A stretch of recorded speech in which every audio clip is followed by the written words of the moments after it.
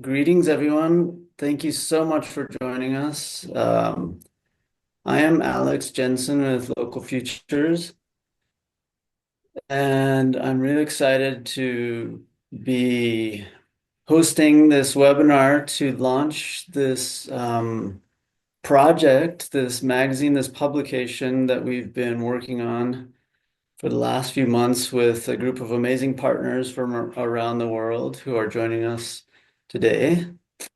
To present their work from their regions of mapping, networking, weaving localization stories in their places. So I just want to say a few words about this, this event and project, and then I'm going to hand it over to Thais, our colleague from Brazil, who is also one of the weavers who is in the magazine. So we wanted to do this project really actually inspired by Thais's work last year for World Localization Day. And by the way, happy World Localization Day, everyone, and happy solstice, June 21st.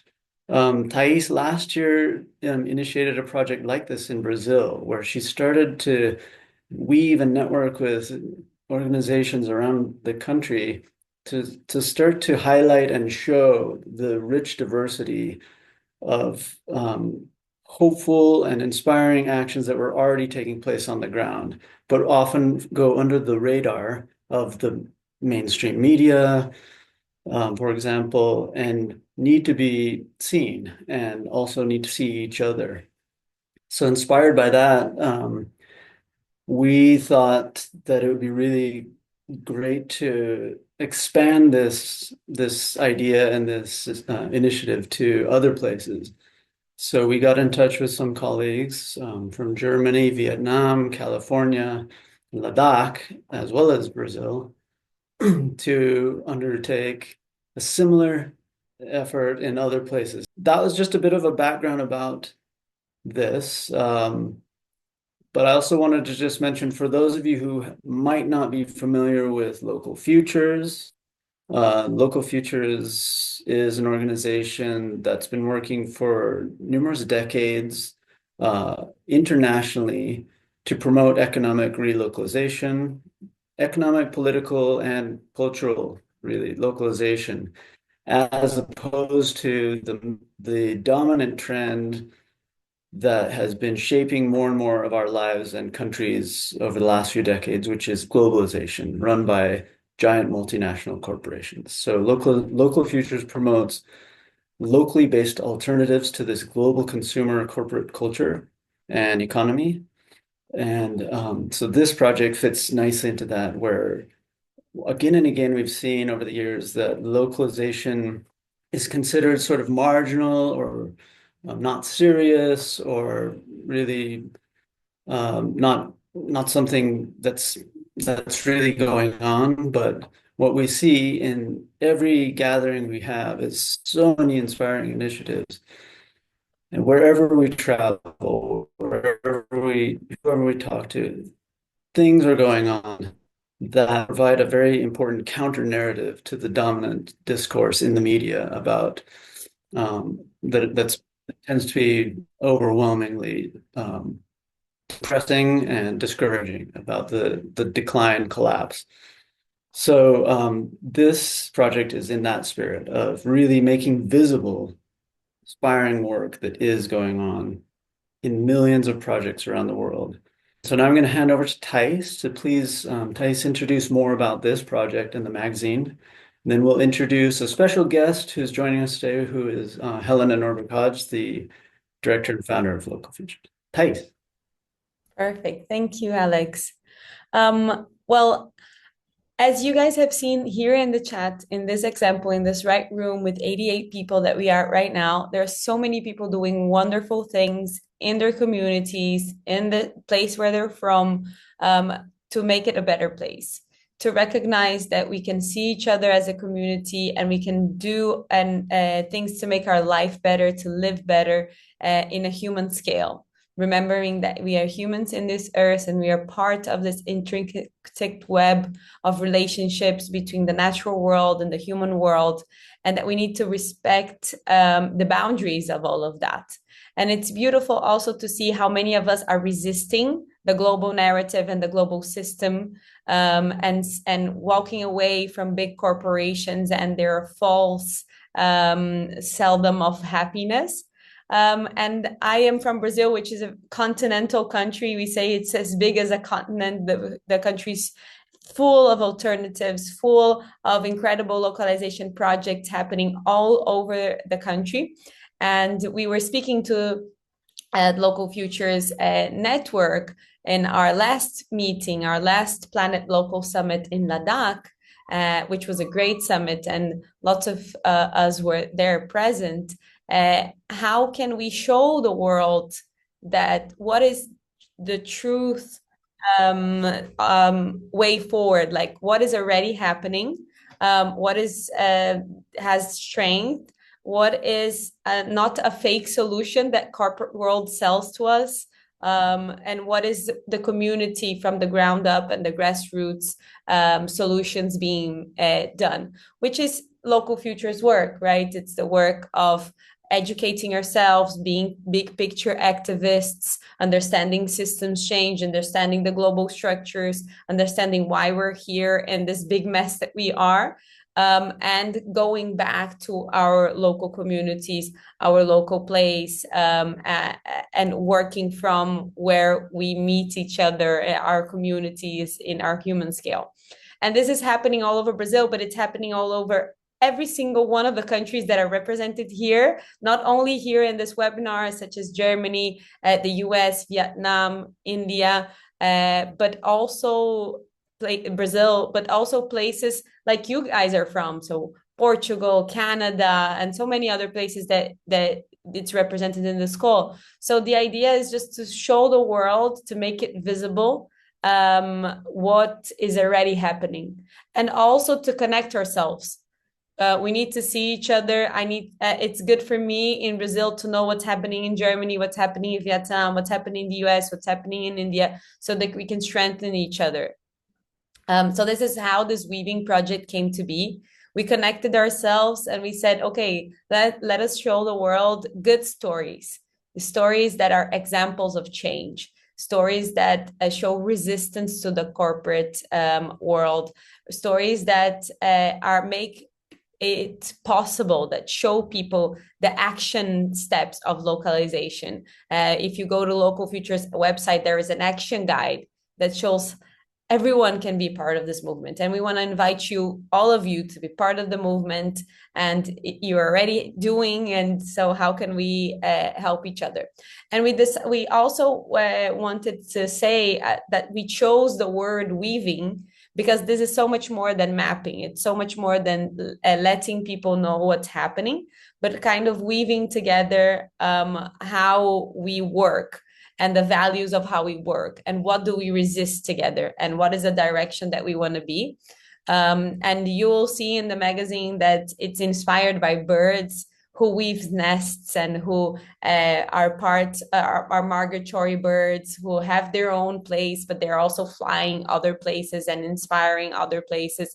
So our idea is that we can connect globally as we're doing right now, and support each other, but we also need to come back home and weave our local identities, cultures, education, food systems, and all of that. So this is what the magazine is about. I'm super grateful to be here with these wonderful people that have been listening with their hearts open, with their ears open, with their minds open, to the initiatives that are on their ground, on their communities, on the grassroots. And we're able to share so many beautiful stories of hope, resistance, and localization. So happy World Localization, everyone. I'll pass it back to Alex. Thank you, Thais. That's great. So yeah, as I mentioned before, we have a special guest, which is Helena Norberg Hodge. She's the founder director of Local Futures. Probably needs no introduction for most of you, but just in case, Helena, what can I say? Helena is a renowned author and speaker and activist. She's the author of Ancient Futures, Learning from Ladakh, classic book, and producer of the documentary by the same name, also the documentary Economics of Happiness. She's a recipient of the Right Livelihood Award as well as the Goei Peace Prize in Japan. So Helena, thank you so much for joining us. What a treat. And we'd love for you to say a few words about what this project means to you and over to you. Yeah, thanks so much. Thanks so much, Alex, for helping to put this event on. And yeah, thanks to Thais and Julio, all of you who have been doing this work. It's very, very inspiring for me. And as Thais was saying, and you too, Alex, it is truly inspiring when you look closer to the ground at the small, the slow, the caring work that is happening both at a human scale and a human pace, where people come together to really care both about other people and about anything else that lives, the living world. It requires this complete opposite direction to what the globalizing path is pushing on us. And I do want to say a little bit about that. I have been for 50 years warning about the way that global corporations were getting more and more power, that our governments were handing over this power to them in treaties, in trade treaties, and including clauses where they say you can sue us if we do anything that threatens your profit. So that means if they want to protect us from a toxic chemical, or if they want to increase the minimum wage, they are being taken to court and sued for billions of dollars. And I'm hoping that all of you who are listening will also carry this message side by side with the truth of the fact that countless people around the world are showing with their actions, with their words, that they do care and that they thrive when they're allowed to be in more human, collaborative structures. We are not made to be rushing faster and faster and faster, following technology. We are not made to be imprisoned in a system that won't even let us think clearly about what we want, but that keeps putting out ideas that steer us off the course.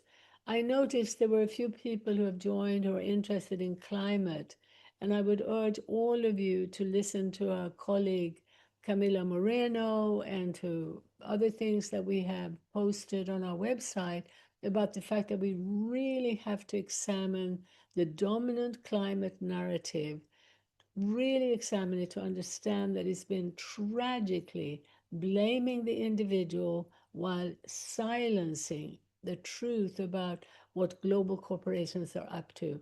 So I think some of you know now that the fossil fuel companies are getting subsidized by our government, that they are growing, that the consumption of oil is continuing, that it isn't just that, it's that we're being made to believe that cows are a problem and we don't hear about fossil fuels. We hear a carbon narrative that we call carbon colonialism.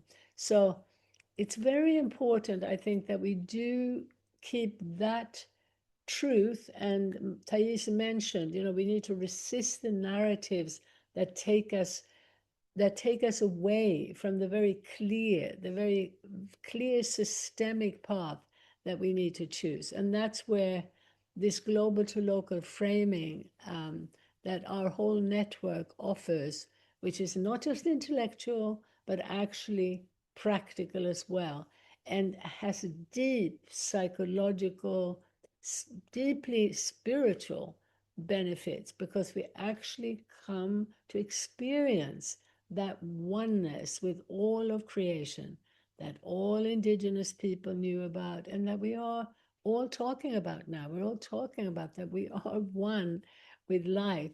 But it's not a question of sitting in front of our screen and thinking about that abstract concept. It's actually experiencing it in the way we live. That's what we want to head towards.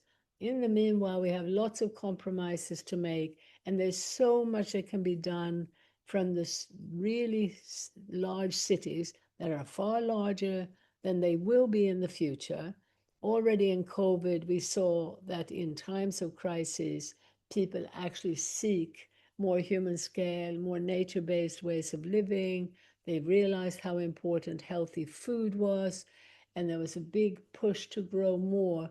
Some of that, well, maybe quite a lot of it has faded away, but what has not faded away is a movement where I have to say my experience is that it's probably 70% women who are leading the way to bring us back to nature and to that caring, collaborative way of living that we all long to be part of. So I'm really so grateful to all of you who are doing this work. And I do hope we'll be able to meet again in face to face. It was wonderful to see most of you in Ladakh last September. But we also can gain nourishment from being in touch like this.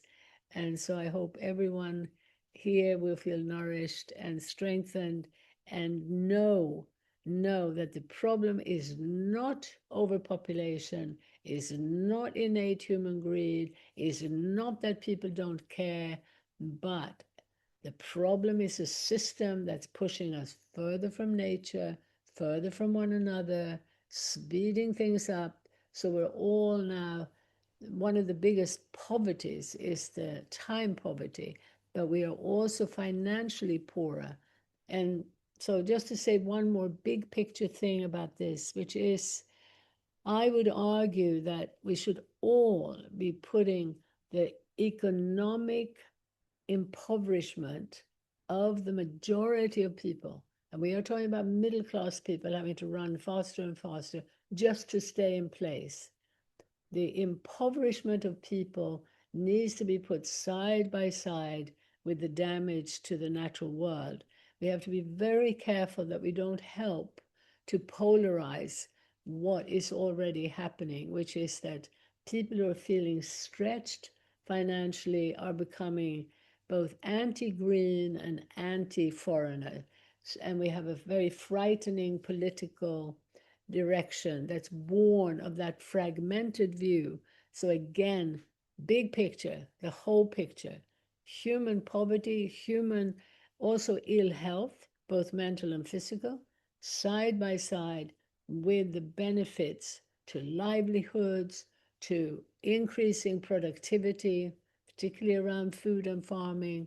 But it's wonderful to know and to show that we can increase productivity on the land while we increase the number of meaningful jobs and deeply connect to one another and to the living world.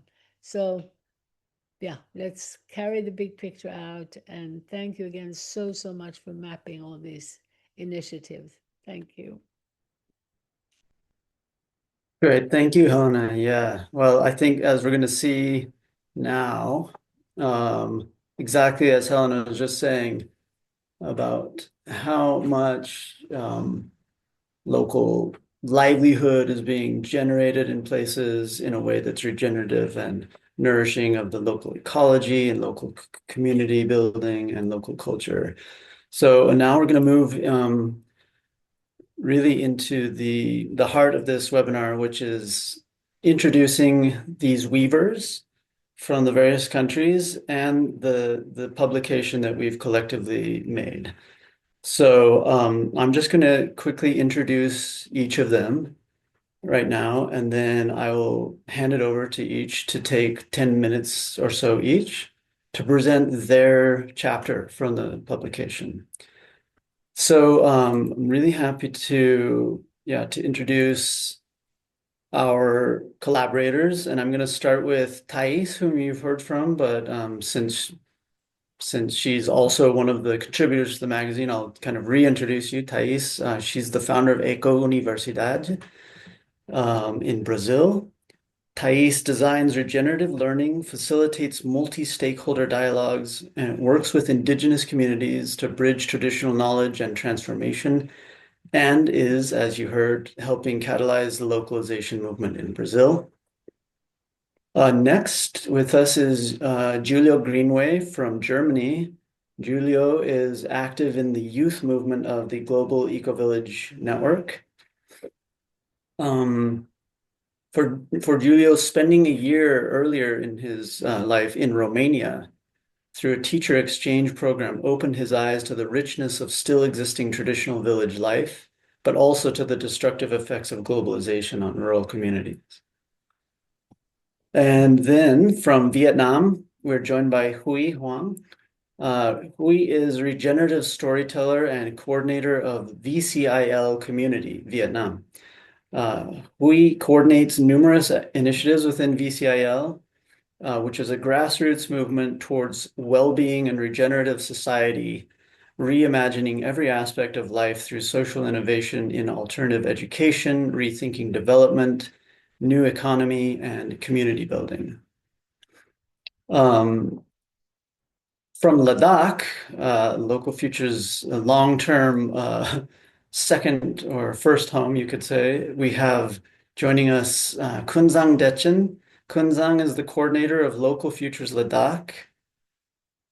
She's developing an ever deeper commitment to supporting young farmers, mindful tourism, and cultural vitality in Ladakh, and protecting land-based wisdom and traditional skills in the face of globalizing forces.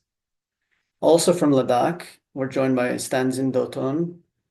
Stanzin is an associate of Local Futures Ladakh. He's a team member of the group there and a young environmental enthusiast working to sensitize people about waste management and ecotourism, among other things. Now I'm also going to introduce, I don't see Dave Shaw. Is Dave here? Maybe Dave's not there, but I'm going to now turn to our contributors from California. We're joined by Anna Trong she's a student from the University of California at Santa Cruz. So our partners in California were from the University of California at Santa Cruz. And Anna and Ruby are them. Anna's a student studying cognitive science and has built digital tools that connect communities, including a platform that lets students at her university share resources. Also from UC Santa Cruz is Ruby Wenslav. Ruby is a community and visual arts student with a background in community organizing, printmaking, and graphic design. So did I miss anyone? I think I got you all, right? So with that, can I hand it over to you, Huy, to lead us off in presenting about your chapter in this publication? Thank you, Alex. Firstly, I want to say xin chào to everyone, means greeting, hello to everyone from Vietnam. Today, right now it's like around 10 p.m. right now, but I'm very happy and still energetic to share our work to everyone from all over the world. So I think I can start by sharing the local context of Vietnam, and then I can share one or two stories if I have time about the initiative I felt very, very meaningful and maybe inspiring as well to all of you. So let me tell a little bit about the context of Vietnam. Maybe all of you know Vietnam through the war happened during the 60s, something like that. But it's the past. Right now, Vietnam have changed a lot after 50 years of reunification. And so, Vietnam has, since then, they have a lot of economic achievement, I can say that, and has so many also milestones after they rebuilt the country after the war. That's some economic aspect. However, along the way, we still can keep a lot of cultural values of our community and of our culture. I can see look around my community and as well as the whole country. I can see that there's so many spirit of sharing, generosity, and ingenious knowledge and deep connection to the nature and the land. And I still see that very strongly, despite a lot of development, a lot of change, so-called so change and progress. And during the COVID time, it's very national hardship and, for example, natural disasters. I see that a lot of people voluntarily contribute their time, effort, knowledges, and resources to support everyone without asking for anything to turn back. Like they can build rice, food, their time to help people who in need during the COVID time. That's really something beautiful for us. And I think that this is something that's deeply very important that still have, and we should do something to preserve this and to nourish and to spread this kind of spirit and culture and for the future. However, I see a lot of things that really damage the whole process. Recently, Vietnam had aiming to get 10% of GDP growth percent per year, which is really concerning for me. And Vietnam is one of the country that has signed the most FTAs, free trade agreements, compared to many other countries. Now we have 17, and we are still negotiating to get 2 more. And which means that we are giving more powers to corporations and many others for many corporations, and make it weaker compared to for our internal economic development, which is like our economy really rely heavily on FDI. You know that last year or last 2 years, I don't know, so remember exactly, but 20% of our GDP depends on Samsung, come from Samsung, which is really massive. But however, the economic leakage is very much. We don't really have many value retain within that the chain that depend on the Samsung. For the chain who making a phone, for example, we only can make a paper to wrap up the phone, which is, I feel like, it's very low value and not sustainable at all. And we don't really create real values. It's very concerning for the economy in terms of when it's rapidly get into more involved with the global economy, which is very concerning. And that's a micro context that I see right now, and I think that localization is the practical and essential action from Vietnam to become more self-reliant and increase its immunity against global fluctuations. And when I go around and I talk to people, I also realize that it's still hope for us, and it's very critical point with it, because we get into the older. We are at the golden time. We have only 10 or 20 years to do all the work we do, because the older generation, they slowly disappear, and the birth rate also getting low, and right now the indigenous wisdom, knowledge, the nature, everything is still at a good condition, and we still can do something to revitalize it and to protect it. And one in any approach, and I see that localization is one of the key points that we should focus on to start to do the thing that necessary to do right now in Vietnam. So that is the context that Vietnam is in right now, and that's really inspiring me to, okay, let's do something. So that's why one of the things that I do right now is like to participate in this mapping project. So I want to check how many minutes left I can share more. Alex, maybe 5 minutes, right? Yeah, All 5 right. minutes. Okay, so I would like to share a story of farmer that I met in Mekong Delta. His name is Tư Việt. So he's right now around 60. And the interesting about his story is that he was a man who lived in a different kind of farming culture. Previously, he lived in a traditional farming, which is usually traditional and organic ways of farming, and it's really to respect the nature, and the way people do farming is really connect to the nature, respect the nature, and live with the community. Everyone come and support. And then because of the war and because of the government, they want to push productivity. They sort of push people to have more crops, 3 crops per year. It means that the lands don't have the chance to rest.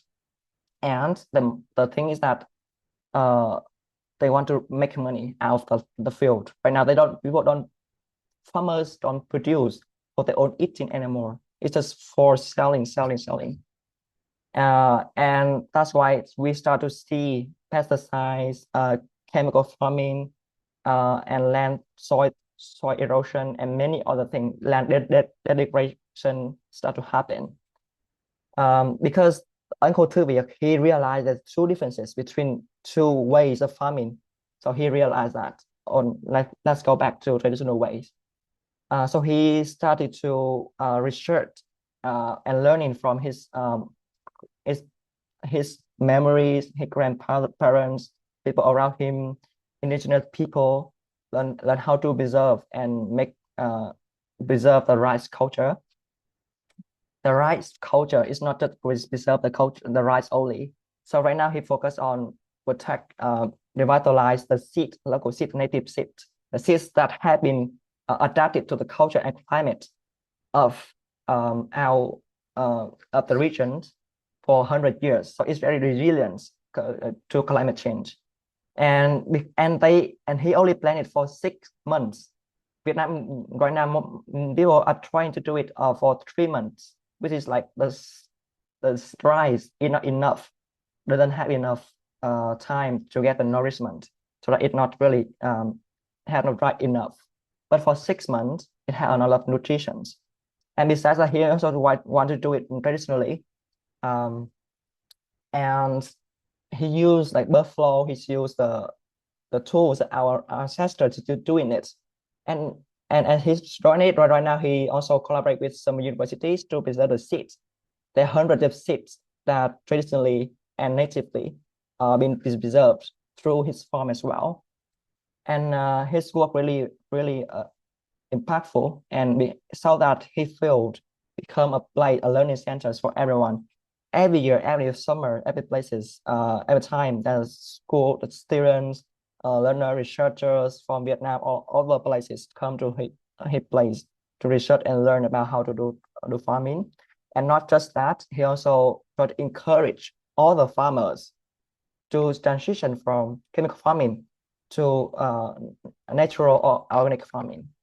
And he also support them with livelihood as well. And that is really an interesting story that I want to share with everyone. And maybe one story that I really want to quickly share is that in the north of Vietnam, there's a place called Hepa. It is like a cultural reservation place that they revitalize the fifth 500 hectares of land, which was cut off for the whole forest. Just because people want to make money because of they cut the wood to make money. And after 20 years of preservation, right now they have successfully revitalized the land. Right now, previously there were only 30% of the land was covered by indigenous tree. But right now it increases to 96%, which is very remarkable work for 500 hectares. And that becomes a model for learning.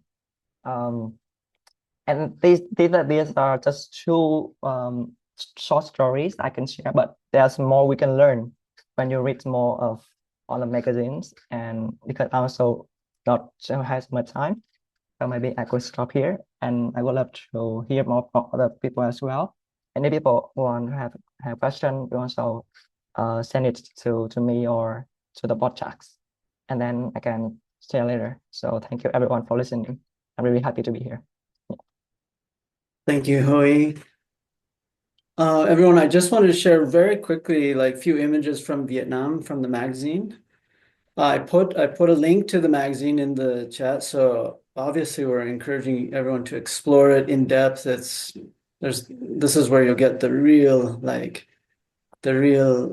heart of all of these stories. But yeah, just a few of the images, beautiful images that Hui shared with us for the for the Vietnam chapter. You can see them here as I scroll. Here's the seasonal rice farm he was just describing in this paragraph. So yeah, please do obviously look at the magazine, download it, share it as widely as possible. Thank you so much, Hui. Yes, I also want to say thank you, Hui. So lovely to hear from you, and very good to combine it with the magazine. Wonderful, thank you. So without further ado, can I hand it now over to Ladakh? Kunzang and Doton, take it away. And feel free to screen share as well to show your images.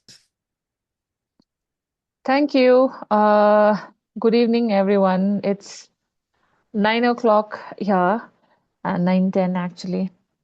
And congratulations to all of us, actually. First of all, I think we should celebrate that we were able to do it. And we are here celebrating 21st June World Localization Day from different parts of the world. I don't know, we were able to manage it.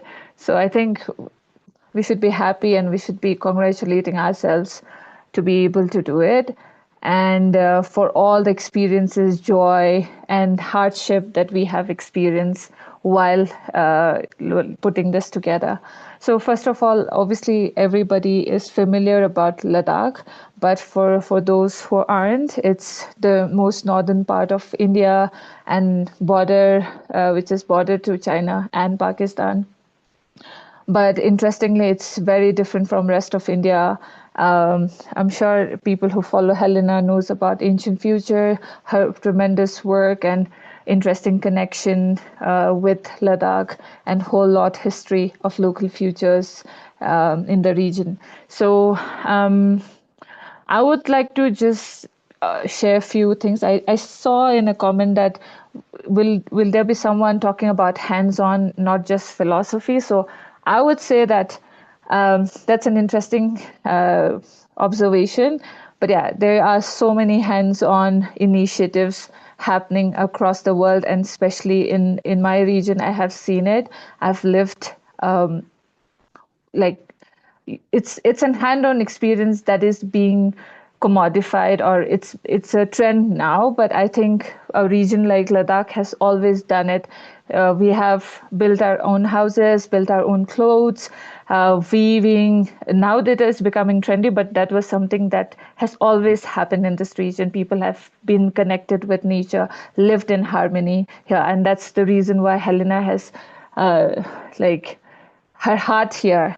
She visited last year for her 50th years of her first visit, and I think people just now, I mean, not just Helena, but many people who cared for this region, cared for Ladakhi people, had good intention of coming here, working here, and Helena is one of the big contributors, due to which she got many awards. Right now, she has been recognized, and I see the observation that I have right now is a lot of people in the government, a lot of people who are in the leading role of political parties are talking about what Helena said 50 years back or 30 years back in Ladakh, like the kind of sustainable development models that they want to create in Ladakh are very similar to what she spoke from many years. Small scale, decentralized, local knowledge. And it's I think a proud moment for Helena and team and people who kind of believe in this philosophy that governments are actually adapting it.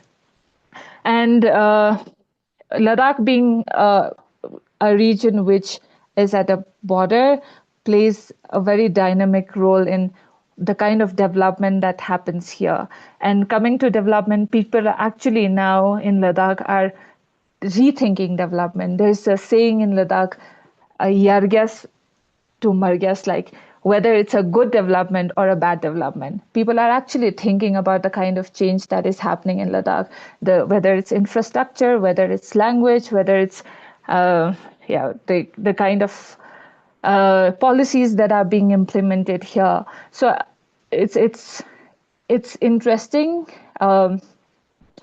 And especially motivating for people like us who are working towards localization, towards rebuilding communities, or actually recognizing people who are already like strengthening, keeping this resilience. Like for example, while mapping, we were doing the mapping project, I could screen share it if it makes like our conversation interesting, but I don't know whether I can do it. Or maybe Alex, you could share a bit from the pieces from the magazine. I wanted to talk about how commons are very important in a region like Ladakh. People share pastures lands, people share walking ways, people share waterways. Ladakh is fed on glacier water, and streams are very important. So across the stream, there are pathways which are used commonly by communities. And I see that we see that from like maybe past 10 years, there's this encroachment, or like we are not realizing the importance of these commons, but there are so many communities who are saving it, who are actually resisting change, resisting encroachment, resisting development, or any project that is coming across those commons. So as I mean, working with Local Futures for probably more than 6 years. This is my 7th year, exploring a different world other than where I was before meeting Local Futures. It's been very interesting. It's been a learning for me. And although the work sometimes could be, or these initiatives could be overwhelming with the kind of change that's happening in the world and in Ladakh. But I think there's like this kind of projects or these kind of experience are the things which keeps us motivated and hopeful. So yeah, I mean, it has been really interesting, and I look forward for many more years of exploring, learning with beautiful people like you. Thank you. Thank you, Achakundang, for sharing. Hi, everyone. So, my name is Anjin Rathon, and I'm also from Ladakh. As she mentioned, there are lots of kind of initiatives, or either people living their own life, how sustainably it is. It was a journey of like a few months where I got to meet with lots of people from my own region and got to know that many of the people are doing extraordinary stuff that are either not documented, or they're just doing their bit in a very low key. So I got to meet with, for example, a school where they are exploring alternative learning along with the academics. Like, for example, they are living in their own residential homes or hostels, and they are also side by side doing farming as well. So these sort of initiatives or small corners I got to explore, and yeah, so it's like since we are set up in a system where we are locked up into seeing things parallelly, or not using somehow our own understanding or maybe critical thinking. So I got to know more how we should work somehow with our own hands, as someone said, and with our own people and with the things that are there in in our surrounding, and study them. So yeah, that was a big moment for me, and it was only my only a 1 year journey with Local Futures, but I got to experience a lot of things in just 1 year. Like we got to celebrate the 50 years of Abi Helinale, and now we are doing this sort of mappings or else weaving, as she said. So yeah, that is incredible, and I got to meet my own people. That is the very important thing for me. Yeah, knowing my own place and knowing my own people, basically. Yeah, thank you. Okay. Thank you so much, Doton Le. That's very moving. Meeting your own people again. So now let's hand over to Giulio from Germany. Giulio, are you ready? Yes, I'm ready. Lovely to not see you because I'm only seeing the panelists, but I'm feeling all the people that are there. Welcome to this event on World Localization Day.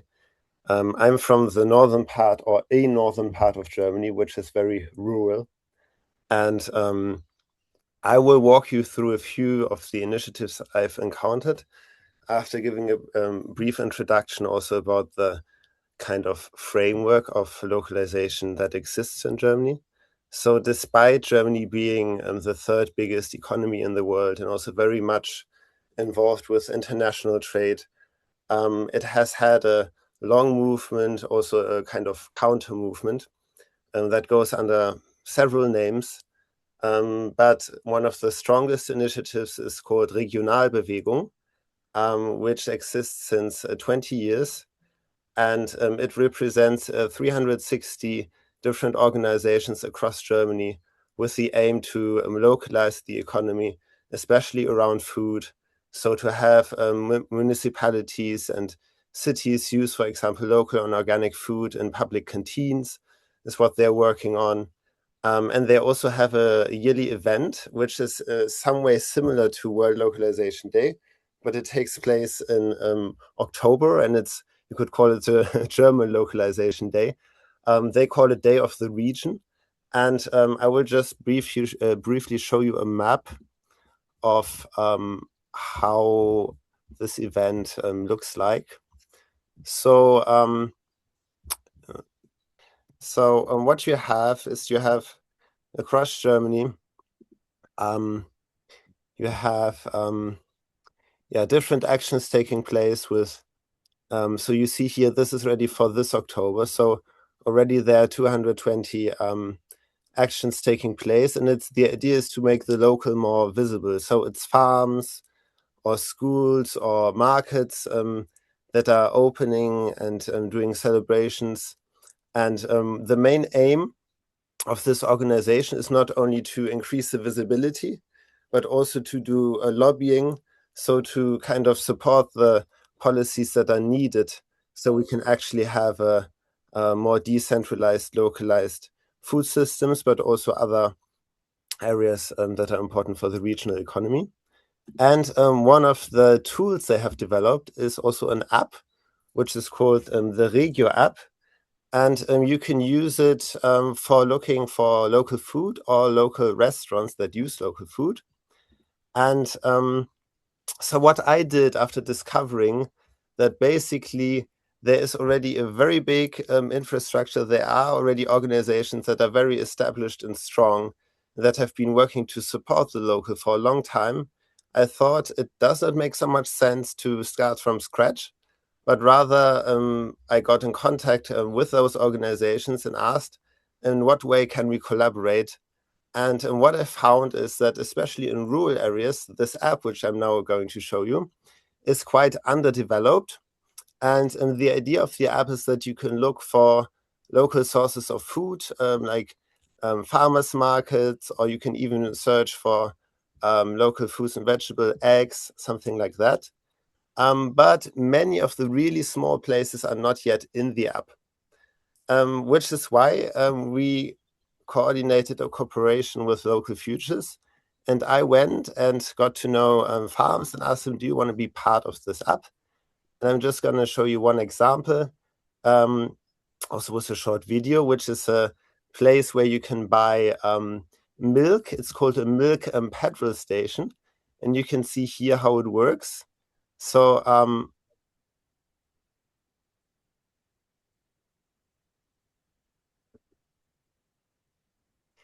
So basically what they're doing is they're selling their milk directly to customers with this machine, and everybody can bring their bottles and fill up the milk.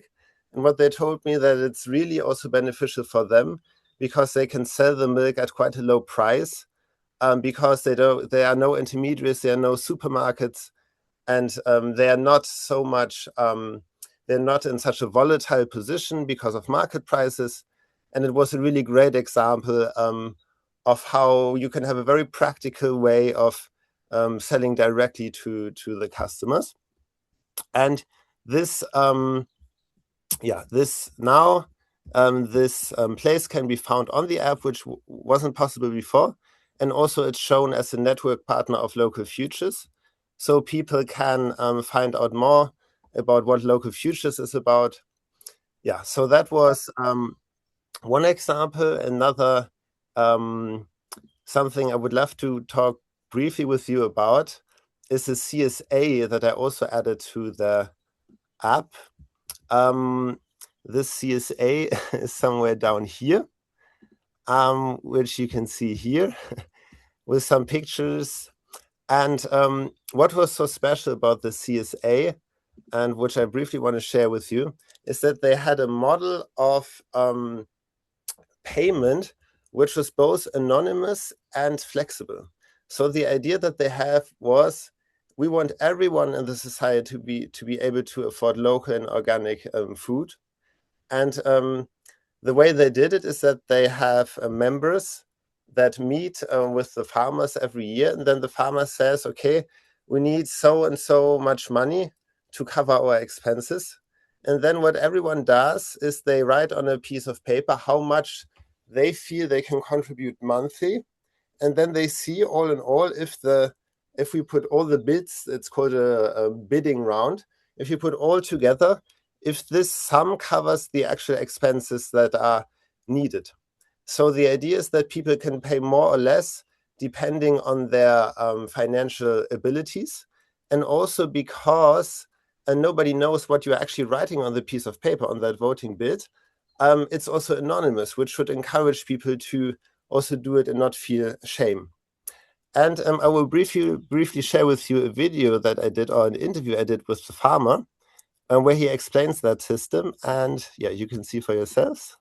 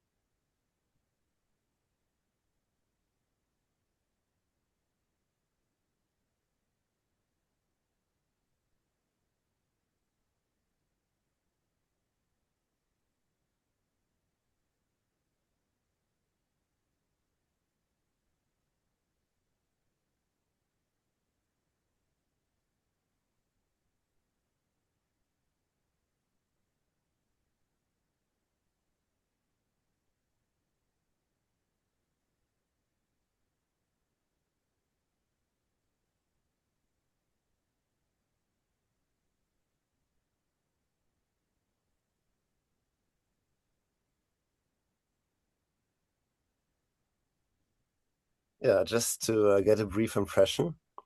So that was the first part of the project. I went and tried to meet farmers that are not yet on the app. I talked to them also about Local Futures, about the bigger movement. Many were very excited to hear that there is actually something like that going on. And I also offered them to be in a Telegram group so we could exchange further about it. And the second part was something that was born out of my passion, that as a family, we've grown a lot of our food in our own garden. And I thought, wouldn't it be great to have some kind of local regional support network of gardeners where they can share excess food, or we can also meet up to do community work in our gardens, like I've experienced in Ladakh. It's so great if you can actually join forces and help everyone with harvesting. So I thought, wouldn't it be amazing and couldn't it be possible also to try something like that in Germany? So what I did was I went and first met some people I already knew that had gardens. And then I asked, do you have other people that I should get to know? And what came out was, I can show you a little bit about it. So I also created a map. I used another tool that's quite well developed, which is called the Map of Tomorrow. And so I created a hashtag. So this map is, everybody can use it. It's like Wikipedia. Everybody can make an entry. And now, if you look, I can, here's some gardens I've added to the map. But that was one of the things. More important was the connection, actually what came out. And that was quite surprising. And really, I feel like this is something that many people that are home growers, even on a small scale, can try. Because, for example, in our garden, we don't have any nuts and we don't have any eggs, but we have lots of vegetables, sometimes far too much. Like right now, we have far too much lettuces. And I already started with giving out young plants to people, and they said, come later in the season, we have excess nuts. And one of the persons also told me, if we just had a handful of people regionally that actually exchanged that just what they had too much of, then we could already cover most of our needs regionally. And we could, she used the expression, we could show the middle finger to the supermarket. And for this, for me, this was such a practical use of mapping and getting to know people. And I want to show you one person I got to know, which was Carl. He only lives 5 kilometers from me. I never got to know him. He's in the beginning of his 70th. And he grows together with his partner on 1.5 hectares of land, a whole bunch of fruits and vegetables. And he has over 50 different species of apple trees. And every year, a lot of those apples go rotten. And it was such an amazing connection, first of all, to realize that he lives only 5 kilometers from me. I've never met him before. And then now I've met all kinds of people that say, I would love to have Carl's apples and we would love to support him. And now I can feel that this kind of network is growing of relationships regionally. And I'm just so excited. And I've really made also friendships in that time. And yeah, that's, I don't know. If it were not for Local Futures, I wished I would have done it by myself, because it just feels so meaningful to connect with these people that live near me who share similar values. And I think also, especially as local resilience, if we have energy crisis and food crisis and all of these structures being fragile and breaking down, to have such resilience hubs of people from your region where you can share food with, I think it's such a great model, and I feel very humbled that this process has kind of led me there. Yeah, thank you. Thank you. That's awesome. So inspiring. Okay, well, now we're going to move very far across the world to California. And for that, I see we're joined by Dave Shaw, who I wasn't able to introduce earlier, but I'll just briefly introduce you, Dave.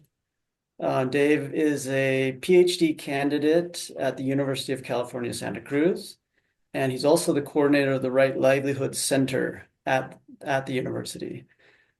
Dave's also a whole systems designer, naturalist, farmer, educator, musician, and founder of Santa Cruz Permaculture. So he kind of does it all. So I'm going to hand it over to you, Team California. Take it away. Okay, thanks everybody. Yeah. So our origin story a little bit is that UC Santa Cruz is home to the Right Livelihood Center, which is a hub of the global Right Livelihood College Network. And Helena Norberg Hodge is a Right Livelihood Award laureate for her work in Ladakh and around localization globally. Every time I say localization globally, everyone kind of pauses a little bit. There's this sort of, does not compute as people kind of realize that the localization movement is a global thing, as we're, discussing today. But I've been following Local Futures and Helena's work, gosh, since I was an undergraduate student at Santa Cruz 25 years ago. And then just this last year, I was fortunate enough to go to Ladakh and to meet this amazing family, this team of, localization change agents from around the world, for the Planet Local Summit, the 50th anniversary, and was just so incredibly inspired to come back to California and work on localization here. So we kind of launched a humble beginning, together with Ruby and Anna and other colleagues at the Right Livelihood Center. We started the California Localization Project, um, a big name perhaps for a humble beginning, just to map what is going on throughout the state. We know that there's a lot of localization initiatives, and we started to differentiate between local businesses and local projects and localization projects, those that are multipliers that are really, sourcing locally, building local power, subsidiarity, um, you know, things that are not just local in nature, but are really moving, and working towards big picture activism, like we have, spoken about before.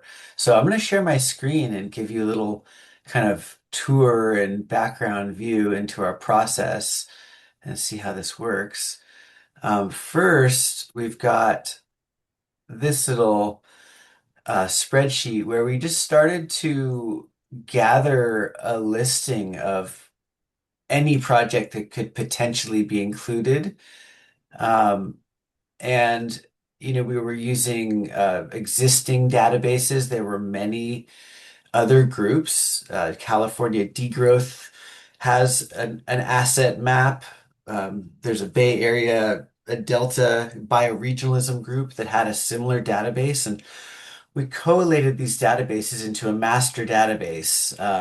Words on a page. It became kind of overwhelming and also, in some ways unhelpful because they weren't really fitting our criteria of being localization multipliers. But then we did pare it down. We've pared it down to a top 10. We also found these networks that are working on localization, which we'll return to in just a moment. So that's a little bit of this process here. Now we'll go to the finished magazine, and I'm going to just run through this very briefly at a high level and then pass to Ruby and Anna to share more details. So we say California is ripe for change. Um, I mentioned the origin story, but California is this paradox, right? On one hand, we've got the fourth largest economy in the world, behind the US, Canada, and Germany if California were a nation. Silicon Valley, Hollywood, these massive ports in LA and Long Beach, some of the largest in the world, largest in the hemisphere at least. But at the same time, California has a long history of innovation for localization, agroecology, permaculture, food sovereignty, farmers markets, CSAs. I'm mentioning a lot of agricultural initiatives because indeed California is a major agricultural region, but also in technology. There's a lot of localization efforts there and just community-based projects. So with that kind of setting it up, I'm hoping Ruby and Anna, you can kind of take the next step and get into some of the projects and the networks themselves.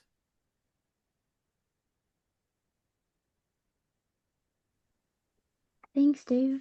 Yeah, I can say a little bit about some things that we've observed doing our initial research on a number of these different organizations. So, yeah, kind of like Dave alluded to, we've noticed that these groups are often kind of working in isolated silos and they're kind of like detached from what the work of other groups are doing.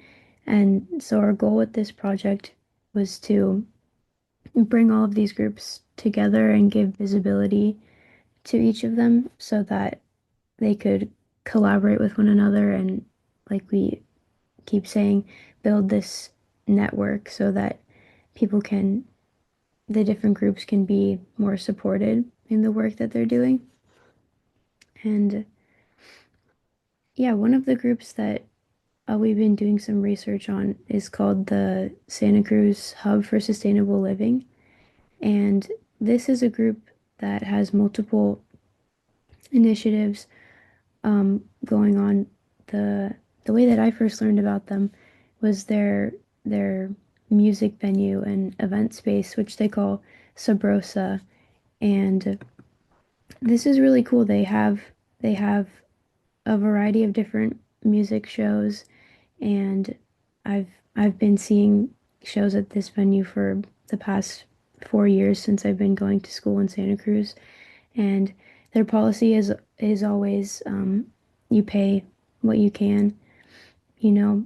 No one is turned away for lack of funds, and um, they have just a real emphasis on community and making sure that they're doing things that the community and their supporters are in favor of. And so that's one way that they bring people together. And then another one of their initiatives is called the Bike Church. And this is where people can bring their bikes and have them repaired for little to no cost, and also learn about how to repair their bikes as well. And um, so I feel like what's special about the hub is that they have these multiple initiatives, and they're all sort of inspired by the needs of the community. So there's a big bike riding culture in Santa Cruz, so that's something that they focus on. And they also have a composting program, which a lot of folks are interested in Santa Cruz. And and then yeah, so they continue building their programs based off of the need that they see on the ground. So they also have started a um tenant, it's sort of like a tenant rights workshop where they can bring tenants together and help them learn about their rights in that context. Um, so that's been one of the most impactful organizations to learn about for me. And yeah, sort of our next steps for the project are going to be having sort of more in-depth conversations, um, a little bit like what Julio has been doing. Um, and so, yeah, that's sort of our plan for the future. Thanks, Anna. Yeah, I can pick back up here and just highlight a couple more. The Amamutsin Land Trust is one of our top projects we wanted to focus on because of their multiplication and amplification of indigeneity in California. As I'm sure you all know, the genocide of North America got worse as it went west. And so the communities affected in California, the communities of California were very much affected by the Spanish mission system and then later the gold rush and things of that nature. But there are still indeed, there's an indigenous renaissance happening right now in California, and I would say globally, with the land back movement and movements such as an organization such as the Amamutsin Land Trust, which is in our region here. In the sort of south of San Francisco area. And I do a lot of work with our, indigenous relatives and allies to support their leadership and their indigenous traditional ecological knowledges. And this is such a cool program where they have a Native Stewardship Corps, a 2-year program that brings young tribal members back to their homelands to relearn cultural practices, train in research, and do hands-on stewardship, making sure that traditional ecological knowledge does not disappear. And again, I just want to say it's a renaissance. They're growing. They're very much on the move. And one of their mechanisms is that sometimes they get land back. They get land, gifted, or they get money and then they purchase it. So they own the title in commons. Commons land stewardship and polycentric governance are very much principles they utilize. But they also create memorandums of understanding, or MOUs, where they gain access to state parks, Bureau of Land Management land, other land, and actually have quite a lot of control, even though they don't own the physical title to it. But which, just as a little side note, private property and privatization of land is one of maybe the worst things that humans have done. Speaking of localization, we just need to give the land back to the land.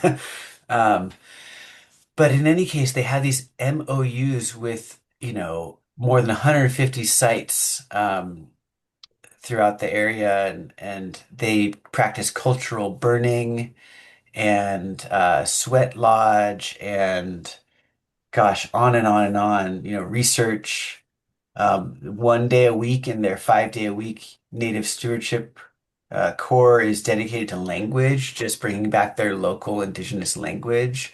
So check them out, Amahoots and Land Trust. It's a really great project. Then the Sustainable Economies Law Center. They are, gosh, they're a powerhouse. They're based up in Oakland, California. It's hard to believe they've only been around since 2009, but they are supporting across scales. So they'll help your business transition to being a cooperative, right? They're like a law center that will help you legally make that transition, but they also do a lot of communications and sort of soft skills development and design work, helping with your organizational design. They They also are involved in writing public policy, including Oakland and Berkeley's worker cooperative ordinances. They've worked on public banking legislation, so check them out.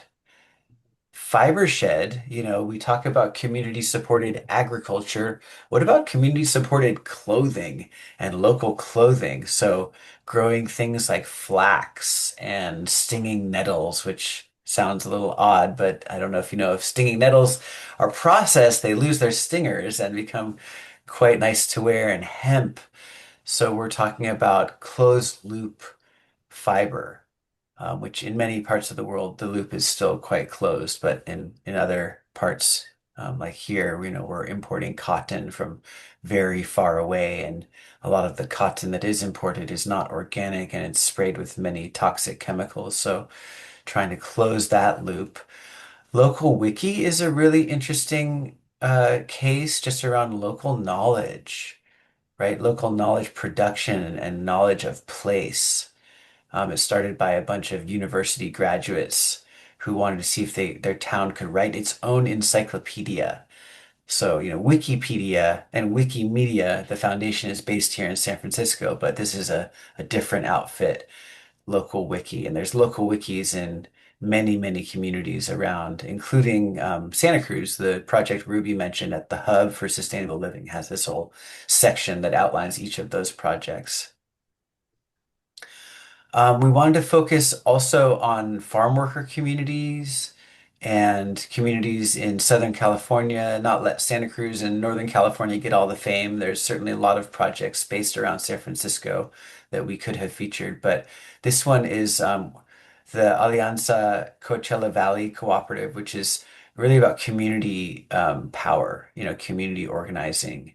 Um, so helping community representatives join the water board and have a seat at the table. There's a phrase, you're either at the table or on the menu. And they were noticing that many decisions were being made in their community about them, without them. And so they've been really bringing power back down into the primarily Latino communities in the Coachella Valley. And then ALBA is a beloved nonprofit that operates a 110-acre farm. They are helping farm workers become farm owners, right? So in California, you've probably been hearing in the news, we have a lot, and in the United States, we have an immigration problem, I would say. We don't treat, so we are in many ways a land of immigrants. I mentioned earlier our indigenous opportunities for land back and giving land and sovereignty back to indigenous peoples. There's also, we're in the shadow of the African slave trade and terrible immigration policy. California has deep racial and gender inequities that need to be confronted as we localize. It's not just about the projects, but also the superstructures culturally that we must deal with. And ALBA really addresses that centrally. in terms of being a bilingual education site that allows farm workers to come in, get trained, access land, grow, and practice their sort of agricultural skills, which they're already quite amazing growers. But then the hardest part is finding a market for your produce. Where do you sell this amazing food?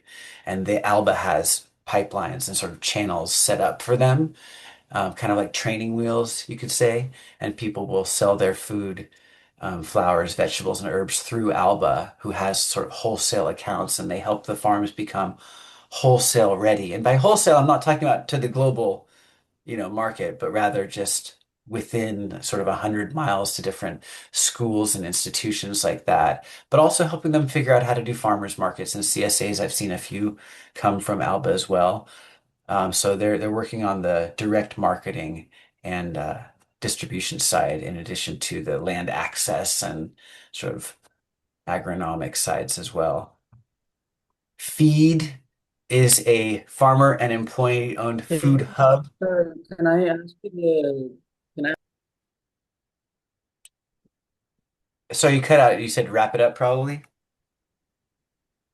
Yeah, well, we'll Yeah, skip sorry, feed, we're wellness garden just running a project. little. Yeah, yeah, absolutely. We'll skip these ones, just say there's a lot of policies going on. And our task ahead is we're actually excited to maybe host a conference in 2027. So, not maybe, we've actually started planning for it and have a date in April that we're looking at. So, hopefully, we'll be hosting a global Planet Local Summit coming this way. Thanks, everybody. Thanks, Dave and Ruby and Anna. Sorry to cut you off there. Yeah, Planet Local Summit, California, next year, right?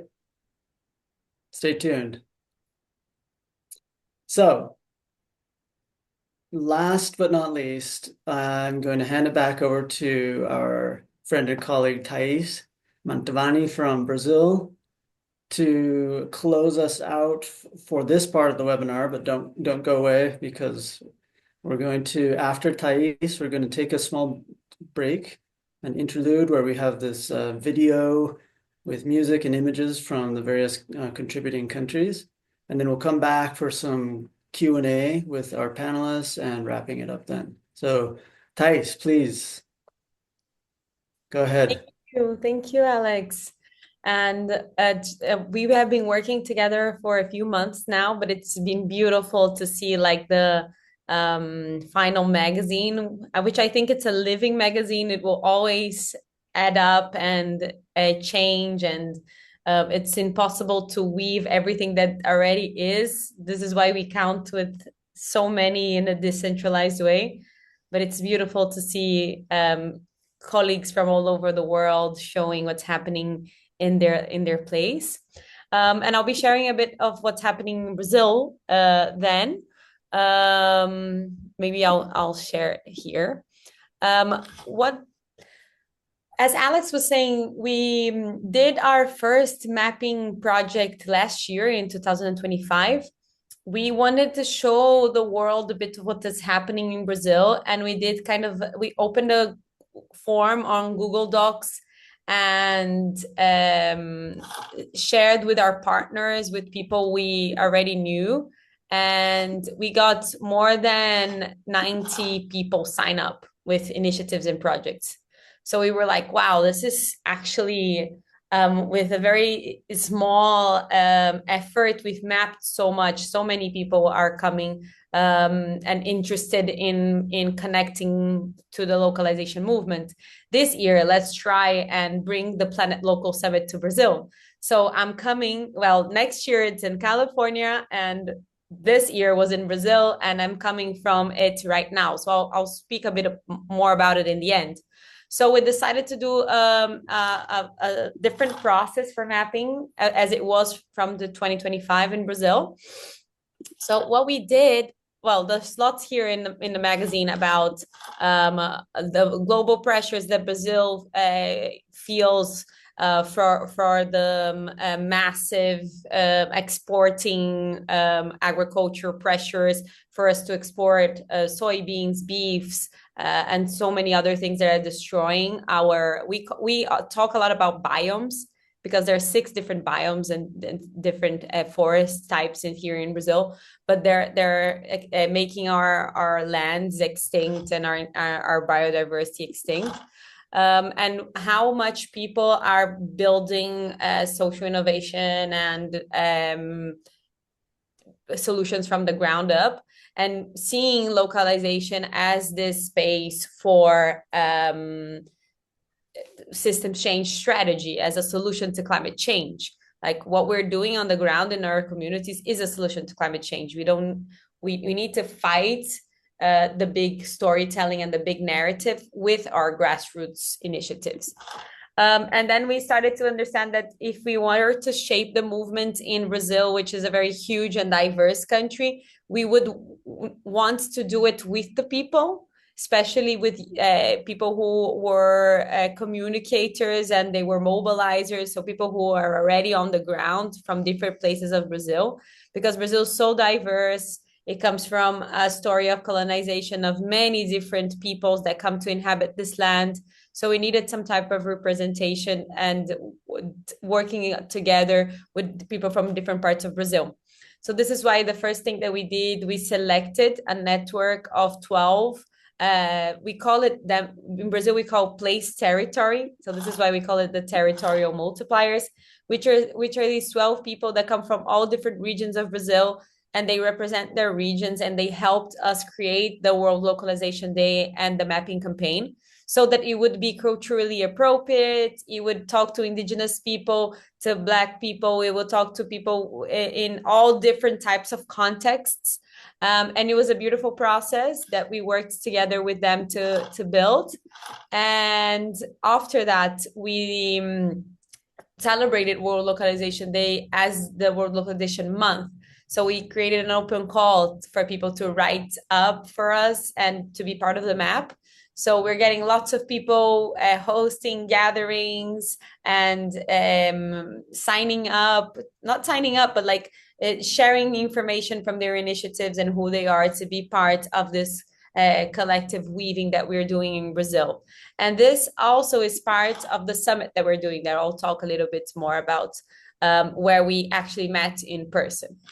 We also created a network of organizations that helped us reach the communities on the ground. So this networks that are mapped here, these 10 networks, they work all around Brazil, and they work with grassroots initiatives. So when we created this open call, like participate on the global mapping, on the Brazil mapping, be part of the movement, strengthen each other. Then this networks helped us reach other networks. So I feel like it's kind of a fungi effect. It spreads out, it's everywhere. You ask people to join, and then they ask other people to join, and this is how it escalates. This is the scale that we want. We don't want one node being scaling everywhere and being in control. We want the relationships to be able to scale the idea of what localization is and how can we participate on the movement. So this is how we reached the entirety of Brazil, and we have initiatives from every region participating. And I'll share a bit of stories. So here I'll skip it through, but I have pictures specifically. You'll see from different organizations that we've mapped, and we try to be very diverse, like from food to indigenous communities to cooperatives, to seed cooperatives that I'll show. So we try to show you guys a bit of what's going on in different areas, because localization is not only about one thing. It's about policy, it's about finance, it's about food, it's about clothes. So I think we're all trying to talk to that.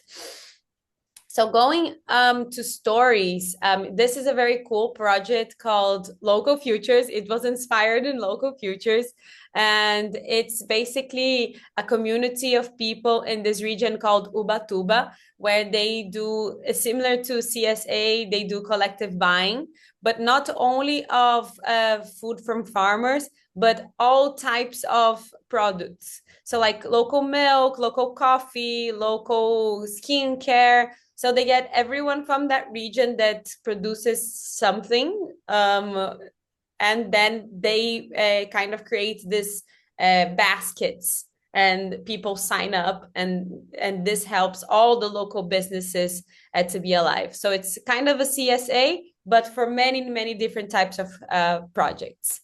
So it's beautiful, and it was born out of the community. So there it was. What I want to say from this project, that it was super simple and made by friends. So if you live in a big city, a small city, it doesn't matter. If you have friends that live close by, you can gather up in your house, have some tea, and brainstorm an idea of how can you eat better, how can you support local businesses. And every single week, they gather in this person's house at a certain time, Wednesday, 7 o'clock. They organize and they distribute, and this becomes a place where people meet, gather, exchange ideas, and find ways to support each other. So it's super simple. Everyone can start. This is another project called the Seeds of Xingu. Xingu is a river in Brazil that crosses different biomes, Amazonia and Cerrado, and many different communities, indigenous and other types of communities as well. And all these communities that are close to this river gathered up to collect seeds, because they wanted to preserve the biodiversity, they want to reforest the entirety of Brazil, and they wanted to have also a place to flourish economically as well, to sell those seeds. So they gathered up with many different NGOs, small farmers, indigenous communities, so many different people that were working towards restoring land and bringing forest back to Brazil, because due to such big deforestation problems that we have. And it's beautiful because so many different types of communities that live along this river came together, and they gather. So you can see a picture here of them gathering. So they gather every year to celebrate. We call this, what they're doing here, putting many different seeds together, the muvuca. So muvuca is just bringing everything together and mixing it up and flourishing of the diversity. So this is a very important network around seed and reforestation. This is a project. This is actual pictures I took from my phone. This is Anya from Local Future as part of the team. We were there just yesterday. This is a project in the middle of the favelas, which works with regenerative food. They distribute 800 meals a day for the community. It's all organic, made on site, but also bought from local farmers. They have composting. They grow fish, and the water from it's like a closed system. The water from the fish feeds the vegetables, that feeds the soil. They do biogas from their waste. So it's a beautiful community, and it's crazy. Like, imagine such a big city like São Paulo in the middle of the favela, and then you have this like super amazing green spot of hope for the community, hope for culture, and everything is interconnected. So they learn about technology and communication, but related to nature.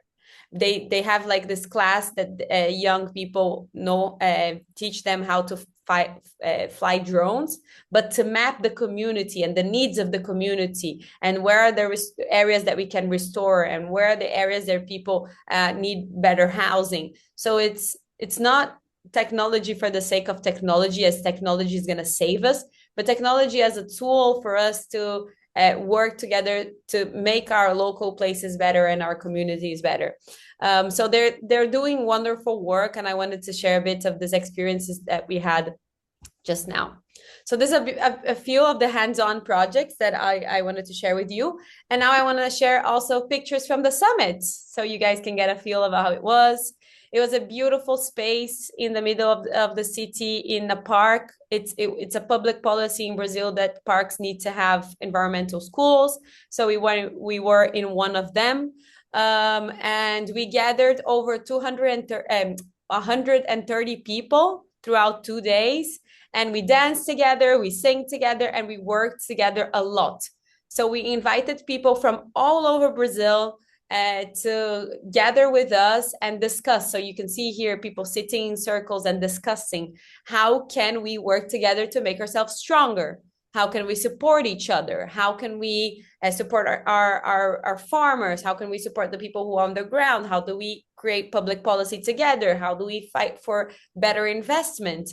So it was amazing. We had 2 days together. We made friendships, we made alliances. We were able to listen from different worldviews. Here's Anya again to get a picture of her. She wasn't able to be here because she's flying back from Brazil, but her heart is here with us and she has been part of this project. And here's a picture of our last day where we had singing, dancing, and lots of collective action building and strategy together. So this is a bit of what happened in Brazil. Our next steps now, it's getting all this into our own country magazine and all the ideas that people brought up, all the projects that are happening, and kind of creating this first sense of weaving them together. So like, you guys were all talking about this public policy that you want to push together. So let's create a group and go and do that. So because there's so many people all around the world, not only in Brazil, as we have all seen, fighting to change the system and resisting global corporate norms. And if we are able to work together, we're going to be so much stronger. So that's what I believe. And thank you all for listening. Yeah, thank you, Thais. So nice to have this little window into the summit. And congratulations on that successful summit. Really great. Okay, so everyone, at this point, we're going to take a little break. We're going to show you a video compilation that we put together. Actually, our video editor, Bertrand in Mexico, has done for us using some music from the different regions and images from the different regions. But before that, Samantha, who's behind the Local Futures logo, she's our colleague in the UK, is also going to put in the chat a link to a spreadsheet that we would like anyone who's attending this webinar to check out and add to if you want. Basically, if you have initiatives, like some of the ones you've been sharing in the chat that you would like us at Local Futures to know about, that's a place where you can put them. And also, if you would be interested in doing a similar process in your place that our panelists have done for this Rooted in Place magazine, there's also an option on the spreadsheet to indicate your interest in that. Sorry, guys. Well, that didn't work. Anyway, we will share this with you all later so you can have a nice look through. Many of the photos that are there in the magazine are in this compilation video, but we wanted to pair it with iconic music from each place. So thanks for bearing with us and our technical, or my technical ineptitude. So yeah, let's move on. I think time is anyways running pretty short here. So we wanted to give an opportunity at this point for Q&A. A few questions have already come in the Q&A box, and I think a couple in the chat.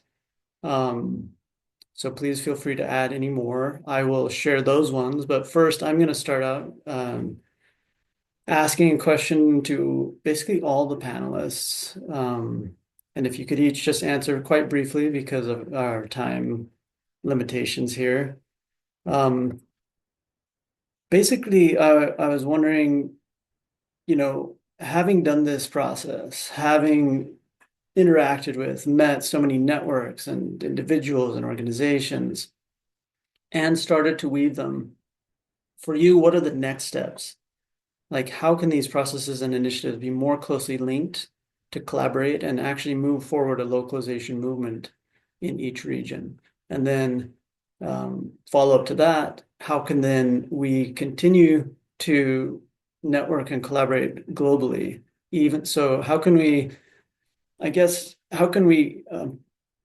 collaborate globally, live locally? Because that Dave, I think, pointed to, or someone pointed to a seeming paradox of having a global movement for localization. It does sound on the face of it kind of contradictory, but we find it very crucial at Local Futures that localization not mean isolation, not mean insularity or retreat from the world, but actually more global collaboration, more communication, and more celebration together. So I don't know who wants to start with that. I could just say both and, under the radar, over the radar, through the radar, all the radars. I think that if there are figureheads who are in the mainstream media who could speak about localization, that's great. But we don't want to turn it into like any vanguard sort of movement or, poppy thing. And certainly the nexus of power is this groundswell. So I think that our societies could benefit from increased awareness of it. At the same time, the work happens every day from people at the grassroots level. I don't know, anyone else want to share a response to that question? Yeah, I agree with you, Dave, and I feel like like the thing that capitalism does greatly is turning all human talent into products and selling it. So we create this beautiful narrative and we create these beautiful solutions, and then capitalism just goes and grabs them and creates propaganda and be like, I've seen so many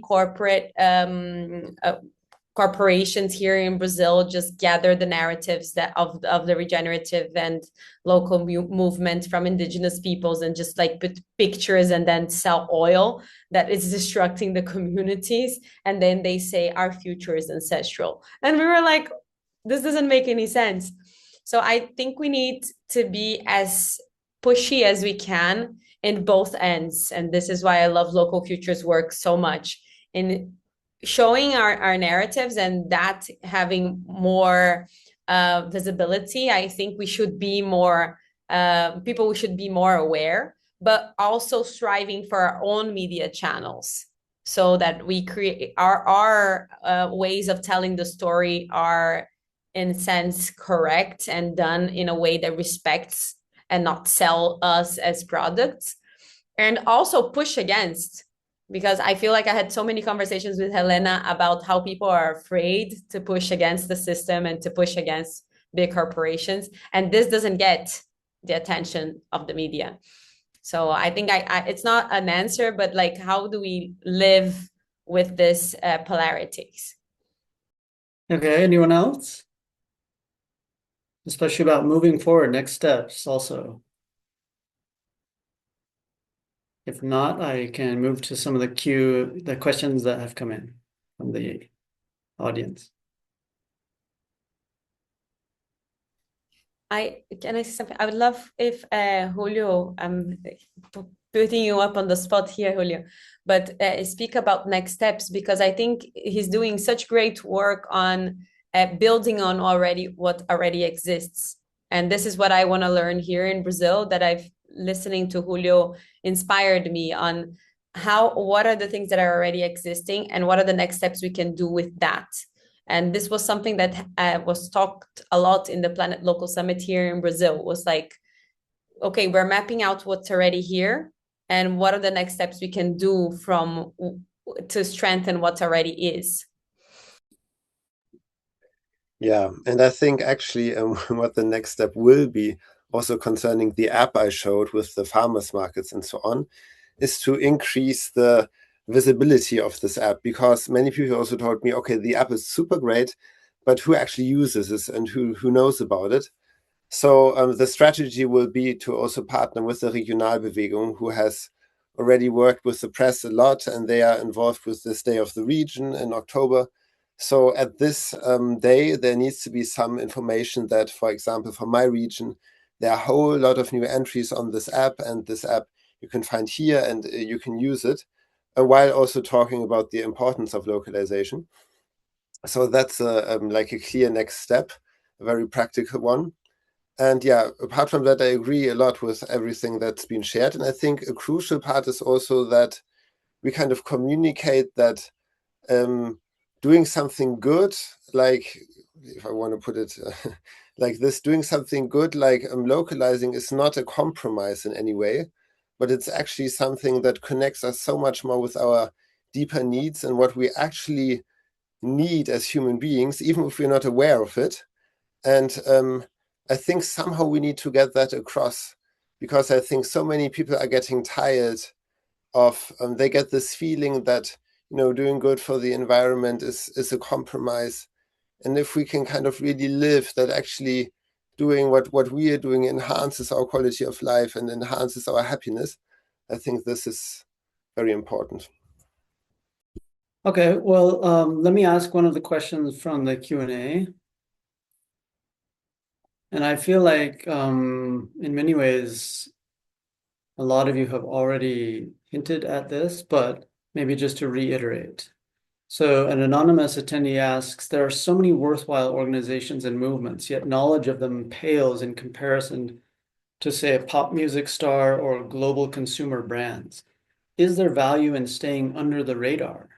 Or could we benefit from increased awareness of the local movements all around? Who wants to take that? I'll just note that, oops, my response earlier was to that question.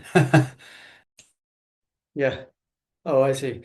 Okay. So Dave, you've actually already answered that, but anyone else have any other opinions? I mean, I think it stands to reason that the part of our purpose in doing this publication collaborative work is precisely that we feel that these movements and initiatives are too unknown and invisible. So visibilizing them to each other and to the world, we feel is important.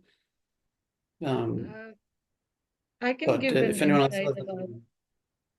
yeah, Kunzami.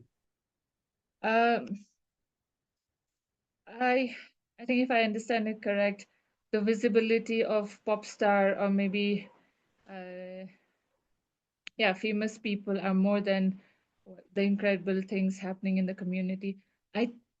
For me, I think of lately we have been introspecting a lot on visibility and recognition. I don't think we need a lot of recognition at one point of time, because everything that we recognize, which is valuable, gets commodified. That's what capitalism does.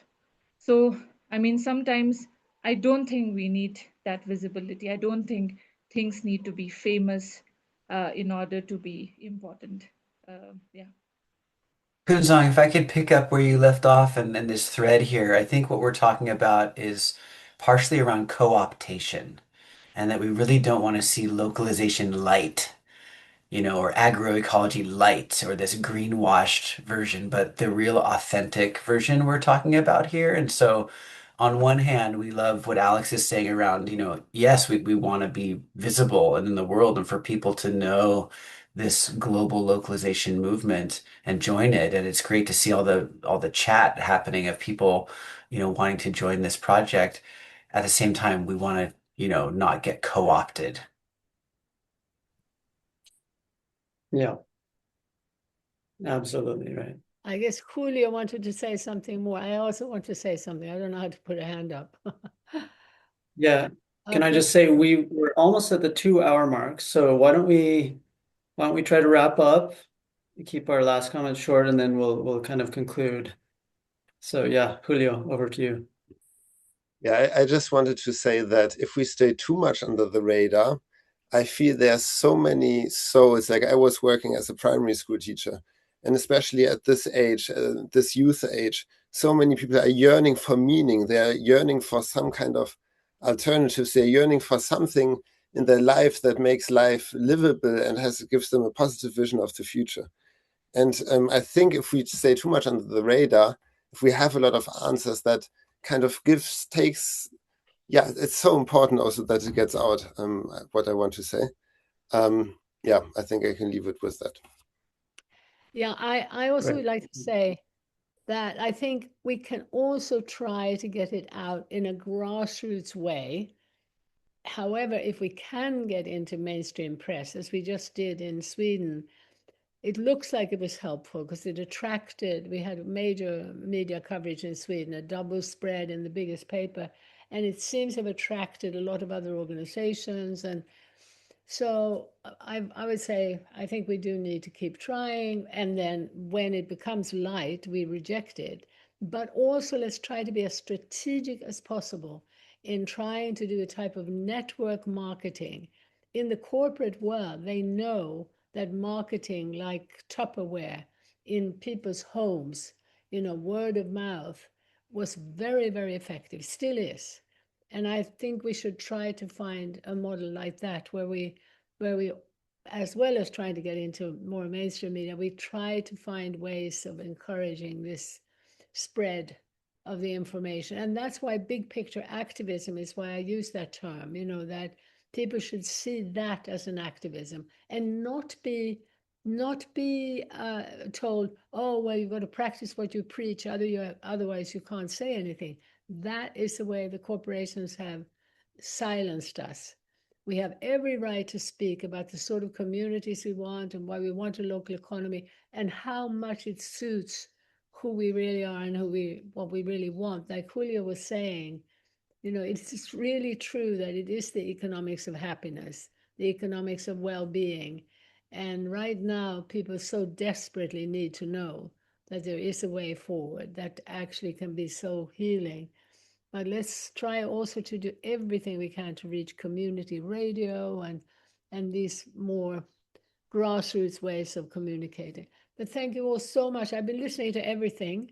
And yeah, I only commented after two, but thank you from Ladakh and from Brazil and from America and Germany. It's so wonderful to hear from you. And yeah, so look forward to staying in touch. Thank you, Helena. Yeah. Thank you also for joining us. I know it was like yet another thing on your busy agenda. So yeah, everyone, we are just past 2 hours. I think we're going to close now, but I would just close by adding my thanks, echoing what Helena just said, to all of the contributors, all of our colleagues, collaborators, friends, comrades, co-conspirators, comrades from around the world for making this possible. And I just hope everyone takes time and looks through the magazine and really savors the depth of and the affection and commitment that went into this work from all of these regions.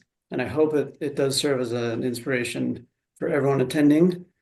And please, visit that link if you'd like to share more initiatives with us and if you would like to get involved in something like this going forward. And do just, in general, stay in touch with Local Futures, where you'll be able to hear about exciting announcements like Planet Local Summits in California or maybe Vietnam or wherever. So thanks everyone for attending, and Can I just speak to next steps? yes, So please. we shared a link for you guys to share initiatives. So our idea is to continue mapping and weaving globally. So please do enter in the link and share the initiatives you know from your regions. We've seen in the chat so many initiatives you're already part of or that you know. So let's try and kind of bring that together in the same space so that we can all see. So this is what we're trying to do with that questionnaire.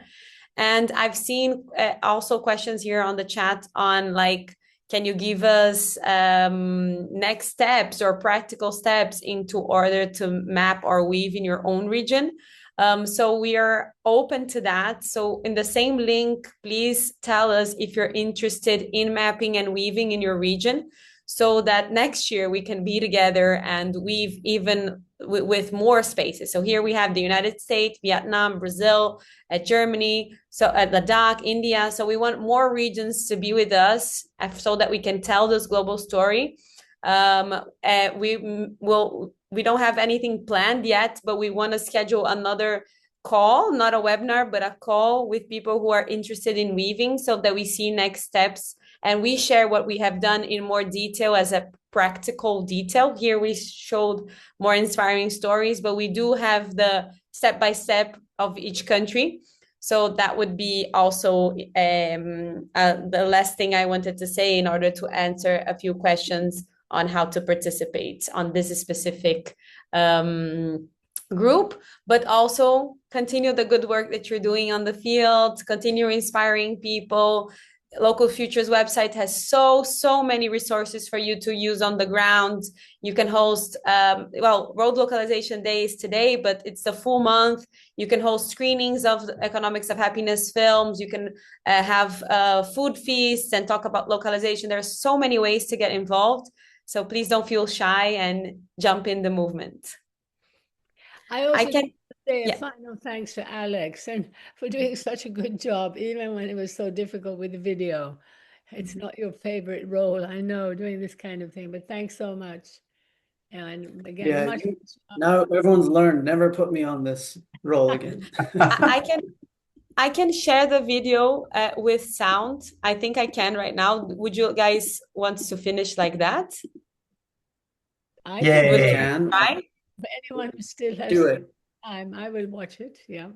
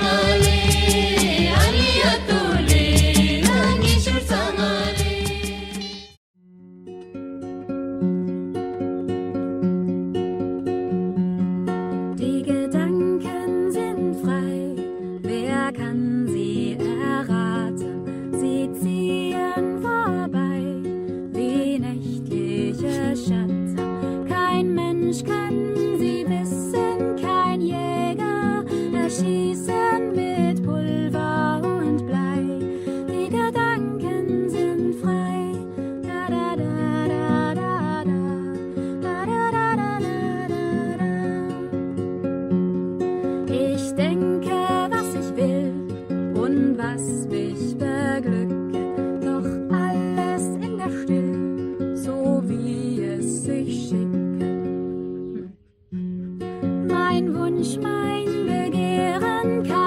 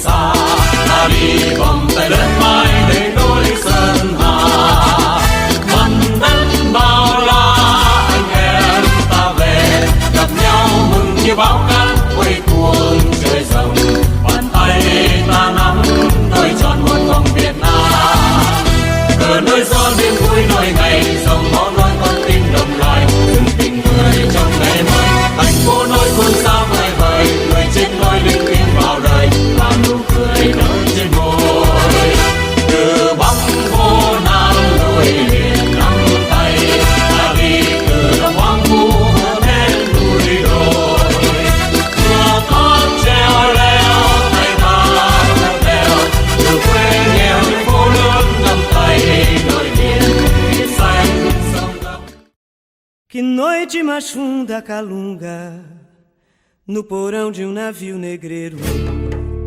Que viagem mais longa, candonga, ouvindo o batuque das ondas, compasso de um coração de pássaro no fundo do cativeiro. É o samba do mundo, calunga, batendo samba em meu peito. Caô, cabe esse lê, caô, oque, aroque. Quem me pariu foi o ventre de um navio. Quem me ouviu foi o vento no vazio. Do ventre escuro de um porão vou baixar no seu terreiro. Epa, raio, machado, trovão, epa, justiça de guerreiro. É samba, é samba, o batuque das ondas nas noites mais longas me ensinou a cantar. É samba, dor é o lugar mais fundo, é o umbigo do mundo, é o fundo do mar. Yay! So lovely. Wow. Such a lovely way to end. Yeah. Thank you, Thais. You saved us. Thank you, everyone who stayed with us until the end. It was lovely. Our hearts are full of love, and we were looking forward to this day for such a long time. So thank you so much. Thanks, everyone. Stay in touch.